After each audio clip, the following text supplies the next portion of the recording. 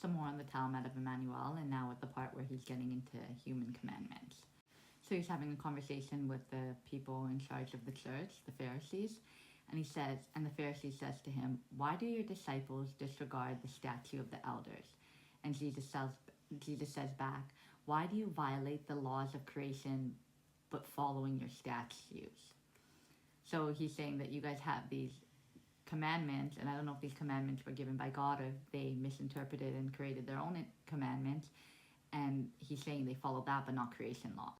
So Jesus/Immanuel says, "The teachings of law of creation are this: you shall honor your father and mother, but whoever does not honor their father and mother shall be expelled from the family and society of the righteousness."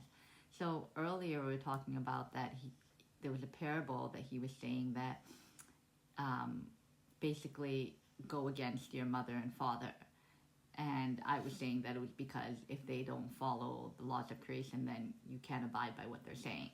This is why all the teachings that are from ancient texts are hard to comprehend, and even for them, and they didn't have advanced consciousness or advanced knowledge, it would have been hard for them to decipher too, because one minute he's saying go against your mother and father for the pursuit of truth and wisdom, and now he's saying you must honor your mother and father or you'll be expelled, and he's not giving a specific reason when you shouldn't.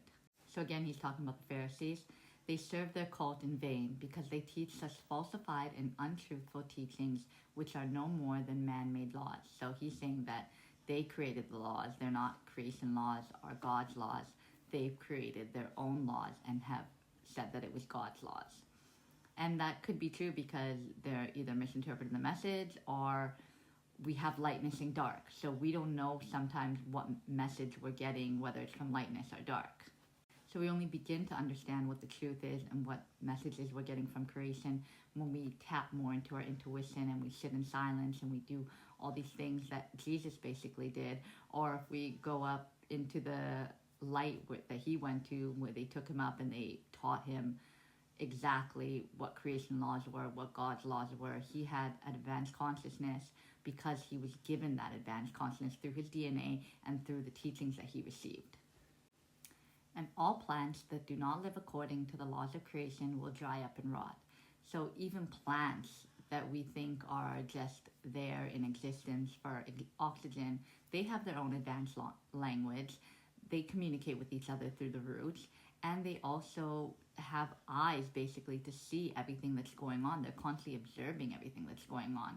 So we can't just look at plant as not having an advanced consciousness. They have a consciousness as well. So I guess plants can disobey creational laws and go down the negative path and not be positive and not obey the laws of creation, because that's basically what he's saying, that if they don't obey the laws of creation, then they will dry up and rot, just like humans. If they don't obey the laws of creation, then they won't flourish and they won't gain that inner understanding, and they'll just be lost and confused basically until their soul leaves their body and they'll have to go to another planet, reincarnate, and try again to gain that insight and wisdom.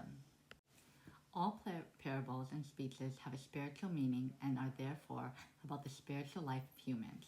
And in the morning you will say, "Today will be foul weather, because the sky is red and cloudy." So you can judge by the appearance of the sky. Why then can you also not judge by the signs of time?